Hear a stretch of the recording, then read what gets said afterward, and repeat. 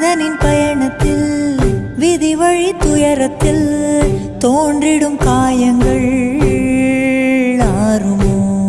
அன்பையும் பண்பையும் அறிந்திடும் ஒரு மனம் வெறுப்பிலும் சினத்திலும் வாழுமோ? வெளிச்சத்தை தரும் என்ற ஏற்றிய தீபம் ஊர் முழுவதையும் எரித்து விட்டு தீயாயானதேனோ?